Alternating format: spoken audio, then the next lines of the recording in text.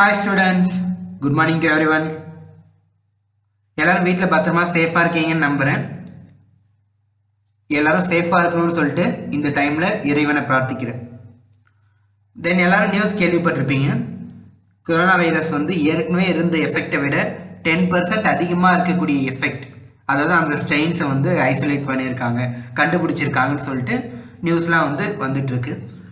So இந்த pandemic சுச்சுவேஷனில் நம்ம வேக்சின் கிடைக்கிறது கிட்டத்தட்ட 2021 ஆகிடும் அப்படின்ற மாதிரி சொல்லிட்டு இருக்காங்க. ஸோ என்னதான் நம்ம ரிலாக்ஸேஷன் பாஸ் கொடுத்து ரிலாக்ஸேஷன் விட்டாலும் நீங்கள் வெளியில் அதிகமாக போகாமல் முடிஞ்ச அளவுக்கு நம்மளையும் நம்மளை சுற்றி இருக்கவங்களையும் நம்ம தான் பார்த்துக்கணும். தென் இன்னைக்கு செமினார் எடுக்க போகிறவங்க யாருன்னா Mahendra Prasad, B Pharm second year, பிரமிடின் அப்படின்ற டாப்பிக்கில் எடுக்க போகிறாங்க. ஐ திங்க் பாய்ஸில் செமினார் கொடுத்ததுக்கப்புறம் எடுக்கிற ஃபர்ஸ்ட் பர்சன் நினைக்கிறேன். All fine, okay. தென் எப்பயும் நம்ம செமினார் போகிறதுக்கு முன்னாடி ஒரு ஸ்டோரி சொல்லுவோம், குட்டி ஸ்டோரி. அந்த குட்டி ஸ்டோரி இன்னைக்கு எதுலேருந்து ஸ்டார்ட் பண்ண போகிறோம் அப்படின்னு பார்த்தீங்கன்னா, எல்லாருமே என்ன ஸ்கூல்லையும் ஒரு தேடல் இருக்கும், ஓகேங்களா? அதாவது ஒரு ஆசை, கனவு, லட்சியம் அப்படி இருக்குங்க இல்லையா? அந்த ஆசை, கனவு, லட்சியத்துக்கு நமக்குள்ள ஒரு கேள்வி இருந்துட்டு இருக்கும். அந்த கேள்விக்கான பதில் தான் நம்ம வெற்றிக்கான ரகசியமா இருக்கும், ஓகேங்களா? இப்போ சப்போஸ் உங்க மனசுல ஏதாச்சும் ஒரு கேள்வி வந்திருக்கு, அந்த கேள்வியை நீங்க கேட்கவே இல்லை அப்படின்னா உங்களுக்கு கண்டிப்பா அதுக்கான ஆன்சர் கிடைக்காது. ஓகே, நான் முன்னாடியே சொன்ன மாதிரி எல்லா ப்ராப்ளத்துக்கும் சொல்யூஷன் அதுக்குள்ளே மறைஞ்சிட்டு இருக்கு. அதே மாதிரி உங்க கேள்விக்கான ஆன்சர் அந்த கேள்விக்குள்ளே தான் இருக்கு, ஓகேங்களா? ஒரு ஐஏஎஸ் ஸ்டோரி. இப்போ ஒருத்தன் ஐஏஎஸ் இன்டர்வியூக்கு போகிறான்.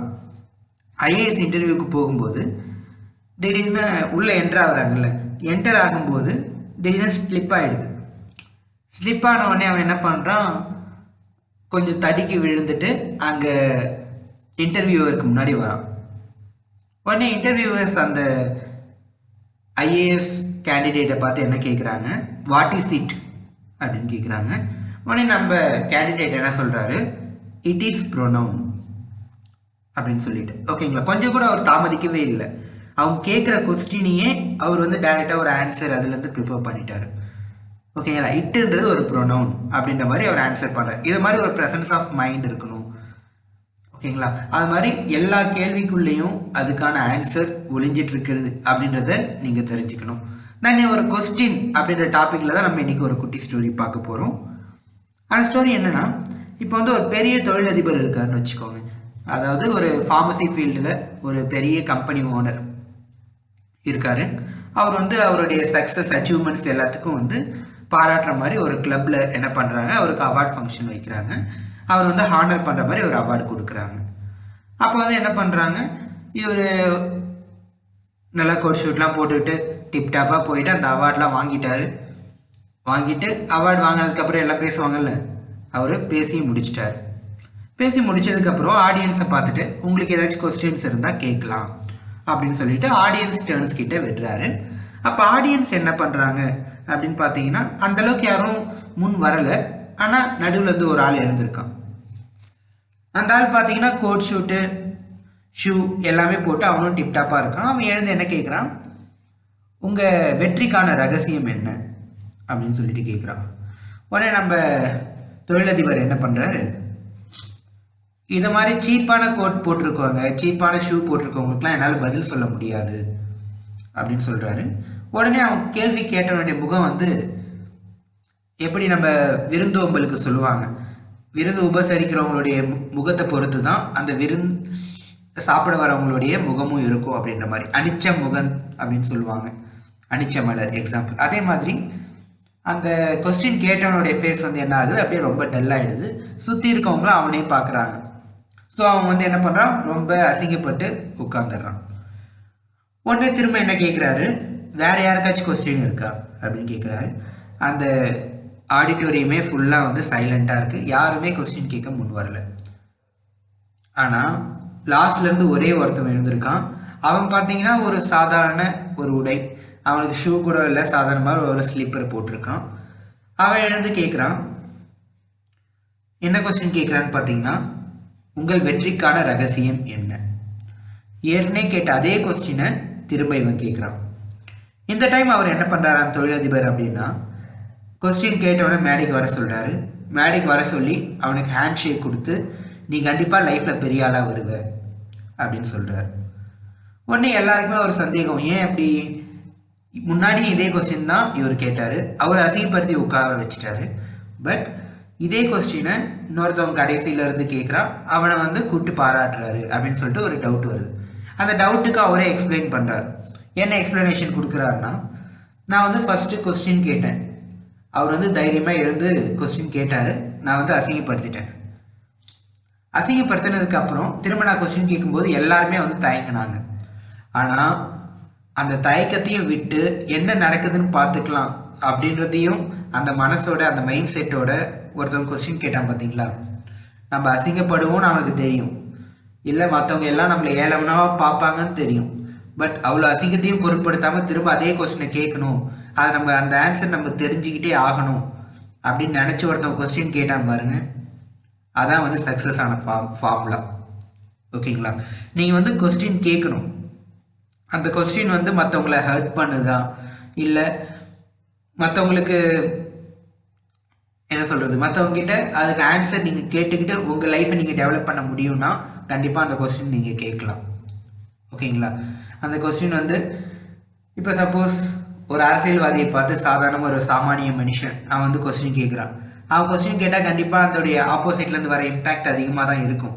பட் அது வந்து மற்றவங்களுக்கு நல்லது செய்யும் அப்படின்னா அந்த இடத்துல கொஸ்டின் கேட்கறது தப்பு இல்லை.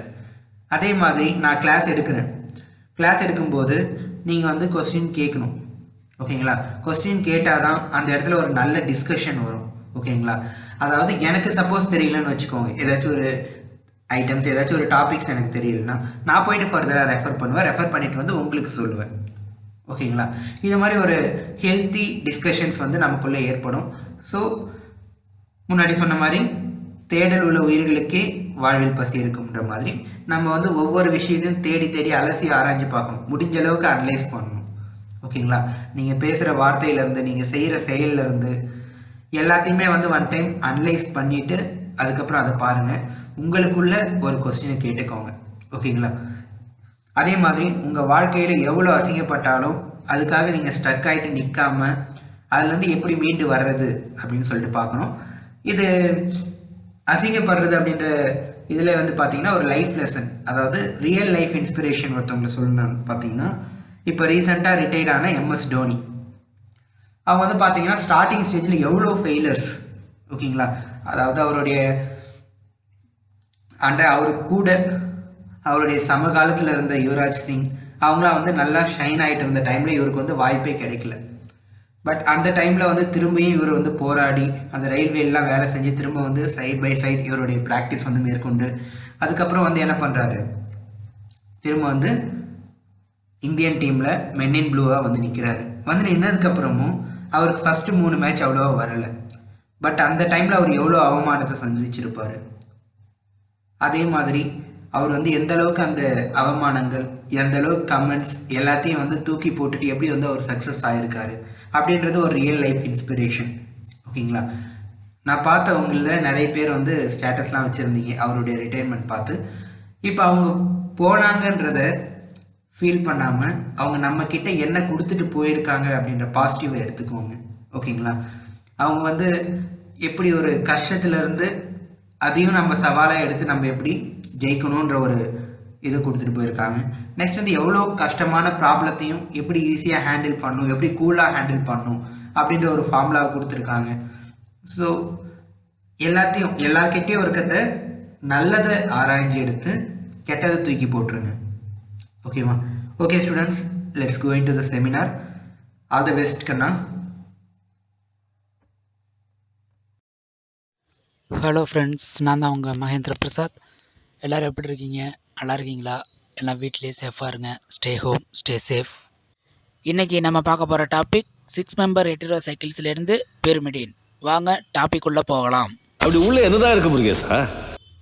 ஃபஸ்ட்டு பிரமிடின் என்னென்னு பார்க்க போகிறோம், அப்புறம் பிரமிடினோட ஸ்ட்ரக்சர், அப்புறம் நேம்ஸ், அப்புறம் டையின்ஸ்னு என்னென்னு பார்க்க போகிறோம். Next physical and chemical properties, resonance structure பார்க்க போகிறோம். அப்புறம் சிந்தசிஸ், ரியாக்ஷன், ஃபைனலாக medicinal uses.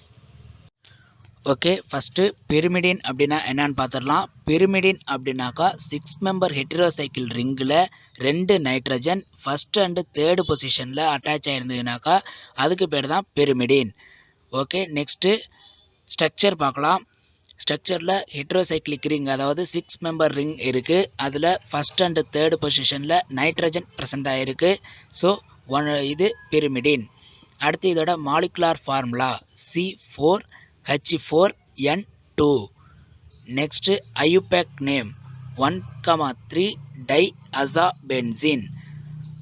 First and third பொசிஷனில் நைட்ரஜன் ஆட்டம் ப்ரெசென்ட் ஆகிருக்கு. 2 நைட்ரஜன் அப்படிங்கிறதுனால டை நைட்ரஜன் ஆட்டம். ஸோ அசா எதில் ப்ரெசென்ட் ஆகிருக்கு அப்படின்னு பார்த்தோம்னாக்கா பென்சின் ரிங்கில். So 1,3 diazabenzene. அடுத்து other names 1,3 diazine, meta diazine, 1,3 diaza hexa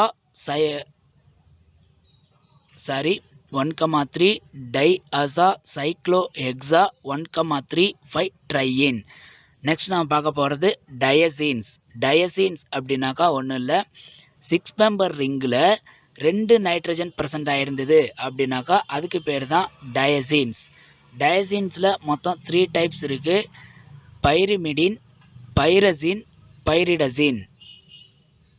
okay, டயசீன்ஸில் மொத்தம் 3 டைப்ஸ் பார்த்தோம். அதில் ஒன்று தான் பிரிமிடின், அதை பற்றி தான் நம்ம பார்த்துக்கிட்டு இருக்கோம்.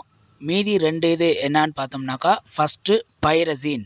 பைரசீன் அப்படின்னாக்கா 6 மெம்பர் ரிங்கில் 2 நைட்ரஜன் ஃபஸ்ட்டு அண்டு ஃபோர்த்து பொசிஷனில் அட்டாச் ஆகிருந்ததுனாக்கா அதுக்கு பேர் பைரசீன். Next pyridazine. பைரிடசீன் அப்படின்னாக்கா அதே 6 மெம்பர் ரிங்கில் 2 நைட்ரஜன் ஃபஸ்ட் அண்டு செகண்ட் பொசிஷனில் அட்டாச் ஆகிருந்தது அப்படின்னாக்கா அதுக்கு பேர் pyridazine. Okay, next physical properties. Physical property பார்த்தோம்னா பிரிமிடின் இது வந்து கலர்லெஸ் காம்பவுண்ட், இதுக்கு கலர் கிடையாது. Next it is a crystalline solid. இதோட melting point 22 degree Celsius, boiling point 123 to 124 degree Celsius. அப்புறம் இதோட பிகேஏ வேல்யூ, அதாவது புரோட்டோனேட்டட் பைரிமிடின் அப்படின்னு பார்த்தோம்னாக்கா 1.23. Okay, next chemical properties. இதோட கெமிக்கல் ப்ராப்பர்ட்டிஸ் அப்படின்னு பார்த்தோம்னாக்கா ஒவ்வொரு ஆட்டமும் sp3 ஹைப்ரிடைஸ்டு ஆட்டமாக இருக்குது, அப்புறம் பிளானராக இருக்குது. Next the total number of delocalised electron are 6. So follows the Huckel's rule. அதாவது இது 4n+2 அந்த ஃபார்மெட்டில் இருக்கிறதுனால இது ஹக்கிள்ஸ் ரூலை ஃபாலோ பண்ணுது. நெக்ஸ்ட்டு இது ஒரு வீக் பேஸ். சாரி ஃப்ரெண்ட்ஸ், பிரிமிடினோட ஆட்டம்ஸ் வந்து sp3 ஹைப்ரிடைஸ்னு அப்படின்னு சொல்லியிருக்கேன். sp3 இல்லை, sp2. ஓகேங்களா? நெக்ஸ்ட்டு நம்ம பார்க்க போகிறது ரெசோனன்ஸ் ஸ்ட்ரக்சர். ரெசோனன்ஸ் ஸ்ட்ரக்சரில் இது நல்லா இந்த ஆரோ மார்க்கை நல்லா பாருங்கள், ஈஸியாக புரியும். ஃபஸ்ட்டு ஸ்டெப் என்னென்னு பார்த்தோம்னாக்கா ஃபஸ்ட்டு பொசிஷனில் இருக்கக்கூடிய அந்த பாண்டு செகண்ட் பொசிஷனுடைய அவுட்டரில் வருது. இதுதான் ஃபஸ்ட்டு ஸ்டெப்பு. இந்த ஃபஸ்ட்டு ஸ்டெப்லேயே அந்த செகண்ட் பொசிஷனுடைய அவுட்டருக்கு வந்த உடனே நைட்ரஜனுக்கு பாசிட்டிவ் சார்ஜ் வந்துடுது. ஏன் அப்படின்னு பார்த்தோம்னா நைட்ரஜனுடைய வேலன்சி 3 or 5. ஸோ இங்கே 2 பாண்டு தான் இருக்குது, அதாவது வேலன்சி 2 தான் இருக்குது. அப்படிங்கிறதுனால நம்ம பாசிட்டிவ் சார்ஜ் போடுறோம். நெக்ஸ்ட்டு ஸ்டெப் பாருங்கள், செகண்ட் பொசிஷனுடைய அவுட்டரில் இருந்த அந்த பாண்டு உள்ளே போகுது. உள்ளே போனோடனே தேர்டு பொசிஷனுக்கும் ஃபோர்த்து பொசிஷனுக்கும் இடையில இருக்கக்கூடிய அந்த பாண்டு ஃபோர்த்து பொசிஷனுடைய அவுட்டரில் வருது. இது ஸ்டெப் 2. அடுத்து ஸ்டெப் 3 பார்த்தோம் அப்படின்னாக்கா ஃபோர்த்து பொசிஷனுக்கு அவுட்டரில் போன அந்த பாண்டு திருப்பி உள்ளே வருது. உள்ளே வந்தோடனே ஃபிஃப்த்து பொசிஷனுக்கும் சிக்ஸ்த்து பொசிஷனுக்கும் உள்ள இடையில உள்ள பாண்டு வந்து சிக்ஸ்த்து பொசிஷனுடைய அவுட்டரில் வருது. இது ஸ்டெப் 3. அடுத்து ஸ்டெப் 4 பார்த்தோம்னாக்கா சிக்ஸ்த்து பொசிஷனுடைய அவுட்டரில் இருந்த அந்த பாண்டு உள்ளே வந்துடுது. ஸோ நைட்ரஜனோட பாசிட்டிவ் சார்ஜும் ரிமூவ் ஆகிடுது. இதுதான் ரெசோனன்ஸ் ஸ்ட்ரக்சர். நெக்ஸ்ட்டு நம்ம பார்க்க போகிறது சிந்தசிஸ். சிந்தசிஸில் ஃபஸ்ட்டு பார்க்க போகிறது ஃப்ரம் 1,3 டைகார்போனைல் காம்பவுண்ட். அதாவது ஃபஸ்ட்டு 1,3 டைகார்போனைல் காம்பவுண்ட் எடுத்துக்கிட்டு நைட்ரஜன் கார்பன் நைட்ரஜன் அப்படி இருக்கக்கூடிய ஒரு ஃப்ராக்மெண்ட் எடுத்துக்கிறோம். அதாவது அது என்னவா இருக்கலாம் அப்படின்னு பார்த்தோம்னா யூரியா, அமிடின் ஆர் குவானைன்.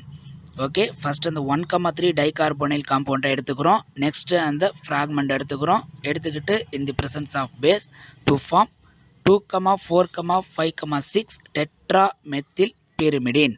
எப்படின்னு பார்க்கலாம். அதாவது 1,3 டைகார்போனைல் காம்பவுண்டில் அந்த சிஹெச்சில் இருக்கக்கூடிய அந்த hydrogen, C double bond O ketone குரூப்பில் இருக்கக்கூடிய ஆக்சிஜன், இங்கே என்ஹெச்சில் இருக்கக்கூடிய ஹைட்ரஜன், அதாவது நான் மார்க் பண்ணியிருக்கேன் பாருங்கள், அந்த இது HOH H2Oவா வெளில போயிடுது. நெக்ஸ்ட்டு அது கீழே பாருங்கள், கீட்டோன் குரூப்பில் இருக்கக்கூடிய இன்னொரு ஆக்சிஜன், இங்கே அமைன் குரூப்பில் இருக்கக்கூடிய NH2வில் இருக்கக்கூடிய அந்த H2O அந்த இது வெளில போயிடுது. ஸோ 2 moles வந்து H2O வெளில போயிடுது. நெக்ஸ்ட்டு இங்கேருந்து வெளில போன உடனே இந்த 2 நைட்ரஜனும் எங்கேருந்து வெளில எடுத்தோமோ அங்கேயே, அதாவது இந்த ஆக்சிஜன் இருக்குல்ல, கீட்டோன் குரூப்பில் இருக்கக்கூடிய ஆக்சிஜன் இருக்கிற இடத்துல போய் அட்டாச் ஆகிடுது. இது ரிங் க்ளோஷர் ரியாக்ஷன்.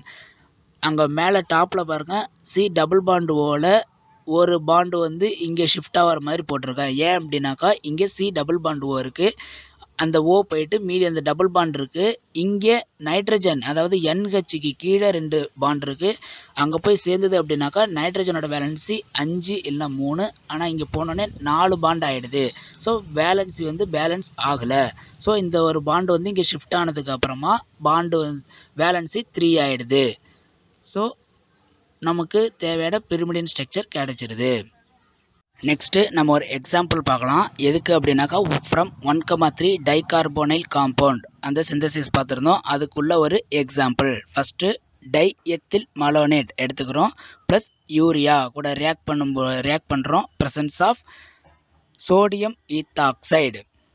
இது எப்படி ரியாக்ட் ஆகுதுன்னு பார்க்கலாம். அந்த டைஎத்தில் மலோனேட் அதில் வந்து ஈத்தாக்சி, அதாவது C2H5O, அது வந்து 2 குரூப் இருக்குது. அதாவது மேலே ஒரு ஈத்தாக்சி, கீழே ஒரு ஈத்தாக்சி இருக்குது. ஃபஸ்ட்டு மேலே உள்ள ஈத்தாக்சி யூரியாவில் உள்ள ஒரு அமைன், யூரியாவில் மொத்தம் 2 அமைன் குரூப் இருக்குது. அதில் மேலே உள்ள ஒரு அமைன் குரூப்பில் உள்ள ஒரு ஹைட்ரஜன் மட்டும் எடுத்துக்கிட்டு C2H5OH வெளில போயிடுது. அதே மாதிரி கீழேயும் C2H5O ஈத்தாக்சி குரூப் இருக்குது. அதுவும் யூரியாவில் உள்ள இன்னொரு அமைன் குரூப்பில் உள்ள ஹைட்ரஜனோட ரியாக்ட் ஆகி C2H5OH வெளில போயிடுது. அப்போ 2 mol C2H5OH வெளில போயிடுது. அதாவது எத்தனால் வெளில போயிருக்கு. வெளில போனோடனே நமக்கு பிரிமிடின் 2,4,6 ட்ரையோன் கிடச்சிருக்கு, அதாவது பார்பிட்டரிக் ஆசிட். அது பார்பிட்டரிக் ஆசிட் ரிவர்சபிள் ரியாக்ஷன் மூலயமா பிரிமிடின் 2,4,6 ட்ரையாலாக கிடச்சிருக்கு. அதாவது அங்கே ட்ரையோன், இங்கே ட்ரையால். ஏன் அப்படின்னாக்கா அங்கே கீட்டோன் குரூப்பு, ஸோ ட்ரையோன், இங்கே ஆல்கஹால் குரூப்பு, ஸோ ட்ரையால். அது எப்படி கன்வெர்ட் ஆகிருக்குன்னு பின்னாடி பார்க்கலாம். அதுக்கடுத்து இந்த பிரிமிடின் 2,4,6 ட்ரையால் வந்து POCl3யோட ரியாக்ட் ஆகி H3O3 அந்த அயானை வெளில போகுது. அதாவது 2, பொசிஷன், 4th பொசிஷன், 6th பொசிஷனில் உள்ள 3 ஹைட்ரஜன் 3 ஆக்சிஜன் சேர்ந்து H3O3 வெளில போகுது. வெளில போன பிறகு நமக்கு 2,4, ட்ரைக்ளோரோபிரிமிடின் கிடைக்குது. இங்கே வந்து குளோரோபிரிமிடின்னு எழுதியிருக்கேன், அது தப்பு. 2,4,6 ட்ரைக்ளோரோபிரிமிடின். அதுக்கடுத்து இந்த 2,4,6 ட்ரைக்ளோரோபிரிமிடின் வந்து ஜிங்க் டஸ்ட்டோட ரியாக்ட் ஆகி 3 HCl வந்து 3 HClஆக வெளில போயிடுது. மீதி நமக்கு பிரிமிடின் கிடைக்குது. ஓகே, அதுக்கடுத்து இப்போ வந்து ட்ரையோன் வந்து ட்ரையாலா எப்படி கன்வெர்ட் ஆகுதுங்கிறத பார்க்கலாம். ஒன்றும் இல்லை, ஹைட்ரஜன் ஷிஃப்ட் ஆகுது, டபுள் பாண்ட் வந்து ஷிஃப்ட் ஆகுது. ஃபஸ்ட்டு பொசிஷனில் உள்ள ஹைட்ரஜன் வந்து செகண்ட் பொசிஷனில் கீட்டோன் குரூப்பில் இருக்கக்கூடிய ஆக்சிஜனோட போய் சேர்ந்து OH ஃபார்ம் ஆகுது. அப்போ அங்கே கீட்டோன் குரூப்பில் உள்ள டபுள் பாண்ட் வந்து பக்கத்தில் உள்ள பாண்டோட பக்கத்தில் உள்ள பாண்டில் ஷிஃப்ட் ஆகிடுது. இது ஸ்டெப் 1. இந்த இதில் வந்து நைட்ரஜனுக்கு வந்து பாசிட்டிவ் சார்ஜ் ஃபார்ம் ஆகிடுது. ஏன்னாக்கா நைட்ரஜனோட வேலன்ஸ் 3, இங்கே 2 தான் இருக்குது. நெக்ஸ்ட் ஸ்டெப்பில் 3rd பொசிஷனில் உள்ள ஹைட்ரஜன் 4th பொசிஷனில் உள்ள ஆக்சிஜனோட சேர்ந்து OH ஃபார்ம் ஆகிடுது, அதாவது ஆல்கஹால் குரூப்பு ஃபார்ம் ஆகிடுது. 4th பொசிஷனில் உள்ள டபுள் பாண்டு வந்து கீழே ஷிஃப்ட் ஆகிடுது. இது செகண்ட் ஸ்டெப்பு. அடுத்து 3rd ஸ்டெப்பில் இங்கே கீழே ஷிஃப்ட் ஆன அந்த டபுள் பாண்டு வந்து கார்பனோட வேலன்சி அதிகப்படுத்திடுது. அதாவது கார்பனுக்கு மொத்தம் வேலன்சி 4, ஆனால் இங்கே ஷிஃப்ட் ஆனது ஷிஃப்ட் ஆன பிறகு டபுள் பாண்டாக ஆனது.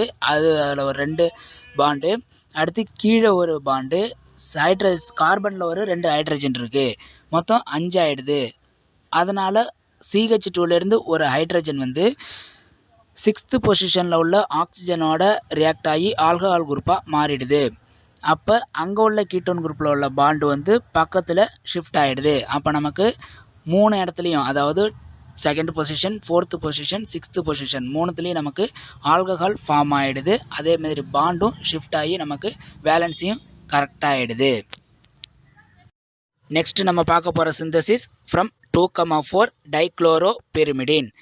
இது ரொம்ப சிம்பிளான சிந்தசிஸ் தான். ஒன்றும் இல்லை, ஃபஸ்ட்டு 2,4 டைக்ளோரோபிரிமிடின் எடுத்துக்கிறோம். அதாவது 2nd பொசிஷன்லேயும் 4th பொசிஷன்லேயும் குளோரின் குரூப் அட்டாச் ஆகிருக்கு. ஸோ 2,4 2 குளோரிங்கிறதுனால டை குளோரோபிரிமிடின். இதில் நம்பரிங் வந்து ஆன்டி கிளாக் வைஸில் கொடுத்துருக்கேன். ஏன் அப்படின்னாக்கா நைட்ரஜன் வந்து எங்கே பக்கத்தில் இருக்கோ அதுபடி தான் கொடுக்கணும். ஸோ ஆன்டி கிளாக் வைஸில் நம்பரிங் இருக்குது, பார்த்துக்கோங்க. இப்போ அதில் உள்ள 2 ஹைட்ரஜன் வந்து ஒரு ஹைட்ரஜன் 2nd பொசிஷனில் உள்ள குளோரின் கூடயும் இன்னொரு ஹைட்ரஜன் 4th பொசிஷனில் உள்ள குளோரின் கூடயும் ரியாக்ட் ஆகி 2 மோல்ஸ் HCl-ஆக வெளில போயிடுது.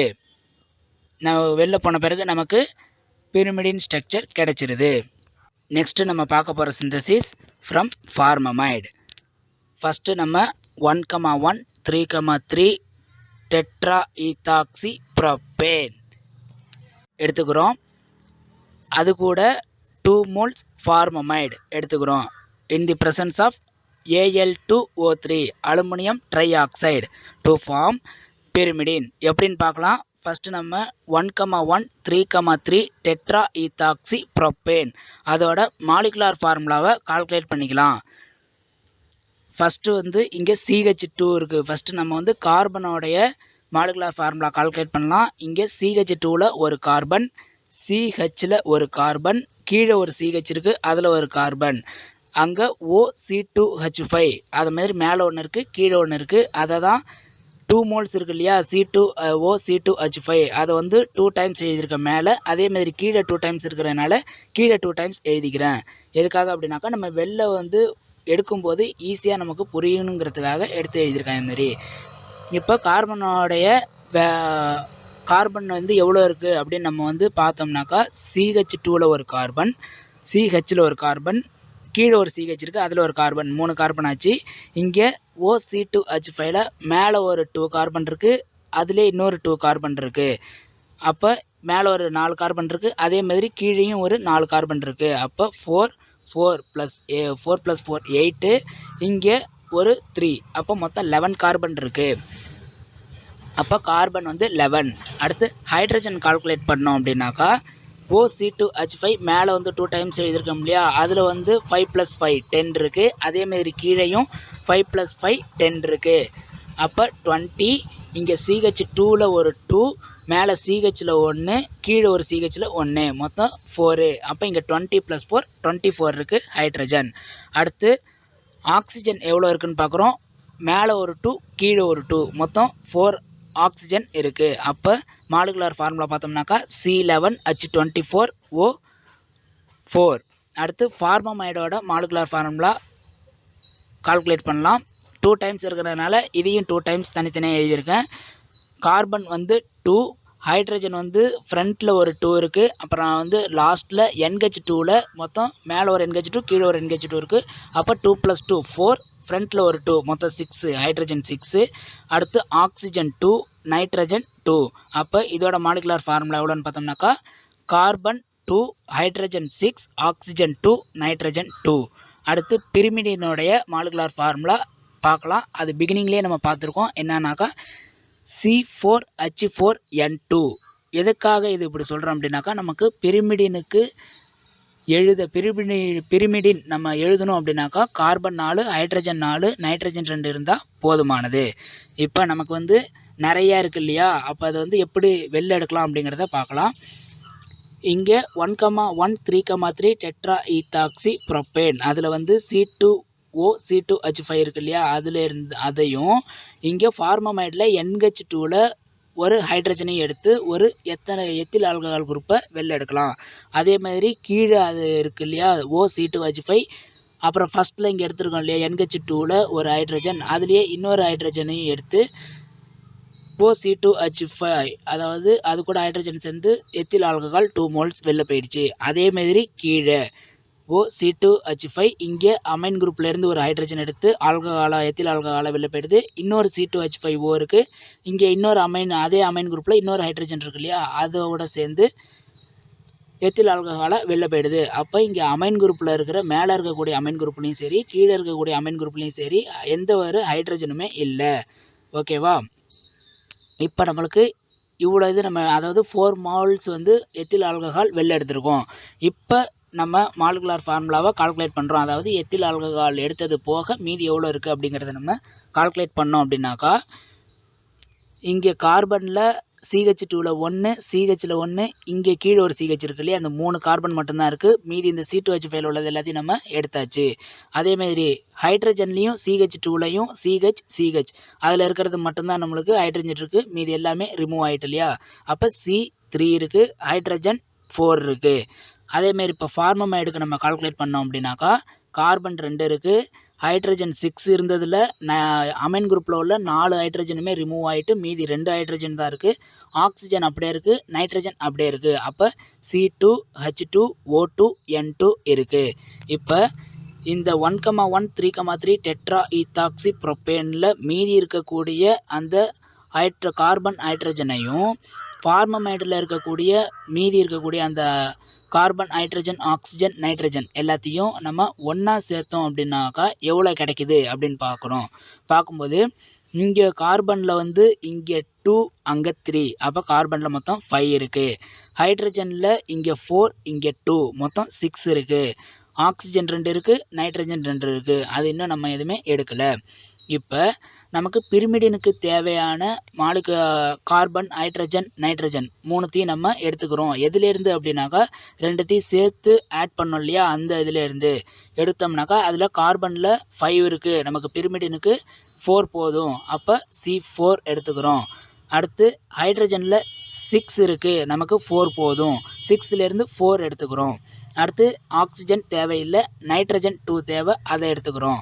ஓகேவா? அப்போ நமக்கு பிரிமிடினுக்கு தேவையான கார்பன், ஹைட்ரஜன், நைட்ரஜன் கிடச்சிருச்சு. இப்போ பிரிமிடினுக்கு எடுத்தது போக மீதி அதில் எவ்வளோ இருக்குது அப்படின்னு பார்க்கலாம்.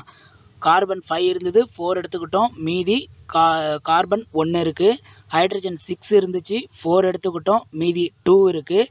நைட்ரஜன் நம்ம எடுத்தாச்சு, ஆக்சிஜன் மீதி 2 இருக்குது. அப்போ நமக்கு மீதி என்ன இருக்குது? CH2O2 இருக்குது. அப்போ நம்ம CH2O2 அப்படிங்கிறது ஒரு கரெக்டான வெளில போகிறதுக்கான ஒரு ஃபார்முலா மாதிரி இல்லை. அதனால் CH2O2 இருக்கு இல்லையா, அதில் நடுவில் உள்ள H2O மட்டும் வெளில எடுக்கிறோம். மீதி அதில் ஒரு கார்பனும் O2லேருந்து ஒரு ஹைட்ரஜன் மட்டும் எடுத்திருக்கோம். இன்னொரு ஹைட்ரஜன் இருக்குது, அந்த கார்பனும் இந்த ஆக்சிஜனும் சேர்ந்து அதில் கார்பன் CH2ல் CH2O2 இருக்கு இல்லையா, அதில் H2Oவை மட்டும் எடுத்துக்கிட்டு மீதி CO, அதாவது ஒரு கீட்டோன் குரூப்பு இருக்குது, அந்த கீட்டோன் குரூப்பும் வாட்டர் மாலிகுலும் வெளில போயிடுது. இப்போ நமக்கு மீதி நம்மள்கிட்ட என்ன இருக்குது? பிரிமிடினுக்கு தேவையான மாலிகுலார் ஃபார்முலா மட்டும் இருக்குது. அதை வச்சு நம்ம பிரிமிடின் எழுதிக்கலாம். நெக்ஸ்ட் நம்ம பார்க்க போகிற சிந்தசிஸ் ஃப்ரம் அல்கைல் பிரிமிடின். இது ஒரு சிம்பிளான சிந்தசிஸ் தான். ஃபஸ்ட்டு நம்ம 4 மெத்தில் பிரிமிடின் எடுத்துக்கிறோம். அதாவது 4th பொசிஷனில் ஒரு மெத்தில் குரூப் அட்டாச் ஆகிருக்கிறதுனால 4 மெத்தில் பிரிமிடின். அதை ஆக்சிடேஷன் பண்ணோம்னாக்கா இங்கே மேலே ஆசிடாக கொடுத்துருக்காங்க, அது டைரெக்டாக வராது. நம்ம எப்படி வருதுங்கிறத கீழே பார்க்கலாம். அது ஆசிடாக வந்த பிறகு டீகார்பாக்சிலேஷன், அதாவது CO2 கார்பன் டை ஆக்சைடு வெளில போகிறது மூலயமா நமக்கு பிரிமிடின் ஸ்ட்ரக்சர் கிடைக்குது.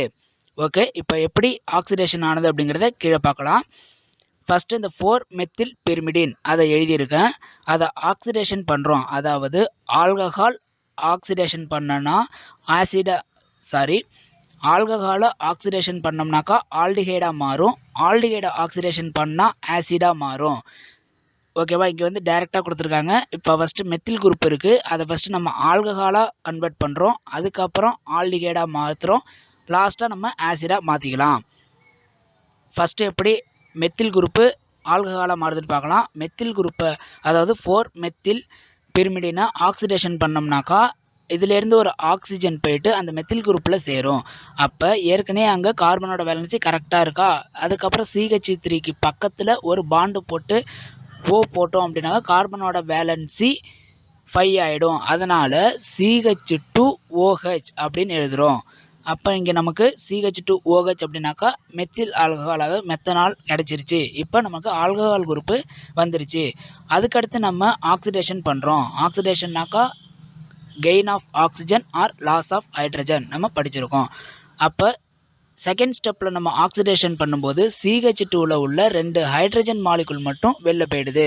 அப்போ நமக்கு CHO அதாவது அங்கே COH இருக்குது, அதை நம்ம CHO ஆல்டிகைடாக நம்ம எழுதிக்கிறோம். நெக்ஸ்ட்டு ஆல்டிகைடை ஆக்சிடேஷன் பண்ணும்போது கீழே உள்ள அந்த ஆரோ மார்க் போட்டிருக்கோம் இல்லையா, அந்த இது வந்து ஆக்சிடேஷன் மூலமா அங்கே போயிட்டு இன்னொரு ஓ சேர்ந்துடும். அப்போ CHOOன்னு இருக்குமா, அதை நம்ம COOHன்னு எழுதிக்கிறோம். அப்போ ஆசிட் வந்து நமக்கு கிடைச்சிருச்சு. அப்போ மேலே உள்ள மாதிரி நம்ம டீகார்பாக்சிலேஷன் அது மூலயமா நம்ம CO2வை வெளில எடுத்து பிரிமிடின் ஸ்ட்ரக்சர் நம்மளால் எடுக்க முடியும். நெக்ஸ்ட் நம்ம ரியாக்ஷன்ஸ் பற்றி பார்க்கலாம். ரியாக்ஷன் நம்ம புக்கில் உள்ள மட்டும்தான் நான் எழுதியிருக்கேன். அதில் ஃபஸ்ட்டு ரியாக்ஷன் ஹாலஜனேஷன். ஹாலஜனேஷன் அப்படின்னாக்கா ஒரு ஹாலஜன் ஃபேமிலி போய்ட்டு அட்டாக் பண்ணுறது, அதாவது குளோரின், புரோமின், அயோடின், ஃப்ளோரின் இதில் ஏதாவது ஒரு குரூப் போய்ட்டு அட்டாக் ஆகிறது தான் ஹாலஜனேஷன். ஃபஸ்ட் நம்ம பிரிமிடின் எடுத்துக்கிறோம், அதோட Cl2 அதாவது 2 மோல்ஸ் குளோரின் எடுத்துக்கிட்டு நம்ம ரியாக்ட் பண்ணும்போது 5th பொசிஷனில் தான் பிரிமிடின் வந்து அட்டாக் பண்ணும் அப்படிங்கிறது நம்ம பார்த்துருக்கோம்.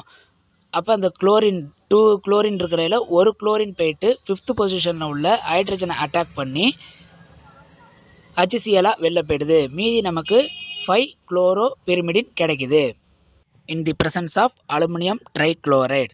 நெக்ஸ்ட்டு பார்க்க போகிறது நைட்ரேஷன். நைட்ரேஷன் அப்படின்னாக்கா பிரிமிடின் எடுத்துக்கிறோம், நைட்ரிக் ஆசிட் அதாவது HNO3 எடுத்து ரியாக்ட் பண்ணுறோம். இதில் HNO3 தான் HONO2 அப்படின்னு பிரித்து எழுதியிருக்கேன். எதுக்காக அப்படின்னாக்கா நம்ம ஈஸியாக வெளில எடுக்கலாம் அப்படிங்கிறதுக்காக.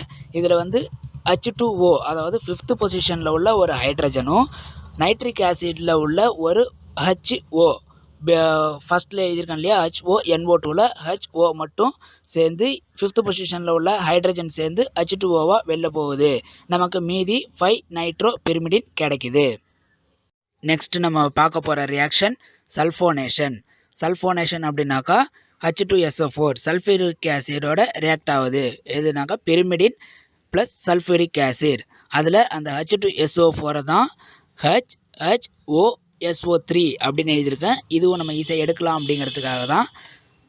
ஓகே, இது ரியாக்ட் ஆகி H2O வெளில போகுது, அதாவது 5th பொசிஷனில் உள்ள ஹைட்ரஜனும் இங்கே நம்ம பிரித்து எழுதின ஒரு ஹைட்ரஜனும் ஒரு ஆக்சிஜனும் சேர்ந்து H2Oவாக வெளில போகுது. மீதி நமக்கு 5 ஹைட்ரஜன் சல்ஃபேட் பிரிமிடின் கிடைக்குது. நெக்ஸ்ட் நம்ம பார்க்க போகிறது மெடிசினல் யூசஸ். மெடிசினல் யூசஸில் நம்ம ஃபஸ்ட்டு பார்க்க போகிறது anti malarial drug. First drug sulfadoxine and pyrimethamine. இது ரெண்டும் ஒரு காம்பினேஷன் ட்ரக். அது ஃபஸ்ட்டு கொடுத்துருக்கிற ஸ்ட்ரக்சர் சல்ஃபாடாக்சமைன், செகண்ட் உள்ளது பிரிமீத்தமைன். இது எதுக்காக யூஸ் ஆகுது அப்படின்னு பார்த்தோம்னாக்கா ஆன்டி மலேரியல் ஏஜென்ட். நெக்ஸ்ட்டு நம்ம பார்க்க போகிற drug sulfamethazine, sulfadiazine. First structure sulfamethazine, second structure sulfadiazine. இது எதுக்காக யூஸ் ஆகுது அப்படின்னு பார்த்தோம்னாக்கா ஆன்டி மலேரியல் ஏஜென்ட். நெக்ஸ்ட்டு நம்ம பார்க்க போகிற type of drug sedative and hypnotics. பார்பிட்டூரேட்ஸில் 3 டைப் ஆஃப் ட்ரக் பார்க்க போகிறோம். Phenobarbital, pentobarbital, secobarbital. இதில் first structure phenobarbital, second structure pentobarbital, third structure secobarbital. இந்த 3 ட்ரக்கும் எதுக்கு யூஸ் ஆகுது அப்படின்னு பார்த்தோம்னா used as a sedative and hypnotics. Next நம்ம பார்க்க போகிற type of drug anti cancer 5-ஃப்ளோரோயூரசில். இது ஒரு இம்பார்ட்டண்டான ட்ரக், அதாவது ஆன்டி கேன்சருக்கு அகெயின்ஸ்டாக யூஸ் பண்ணக்கூடிய ஒரு ட்ரக். இதோட ஸ்ட்ரக்சர் இங்கே கொடுத்துருக்கேன். நெக்ஸ்ட் நம்ம பார்க்க போகிற type of drug vitamin B1, அதாவது தயமின் டெஃபிஷியன்சி, அதுக்காக யூஸ் பண்ணக்கூடிய ஒரு ட்ரக். இதனால் என்ன டிசீஸ் அஃபெக்ட் ஆகும் அப்படின்னு பார்த்தோம்னாக்கா பெரிபெரி. நெக்ஸ்ட் நம்ம பார்க்க போகிற drug antifungal. Last and final drug flucytosine. இதுக்கு இன்னொரு பேர் 5-ஃப்ளூசைட்டோசின். இது எதுக்காக யூஸ் பண்ணுறாங்க அப்படின்னாக்கா anti fungal agent. Okay friends, யாருக்காவது ஏதாவது டவுட் இருந்ததுன்னா கேளுங்க, எக்ஸ்பிளைன் பண்ணலாம்.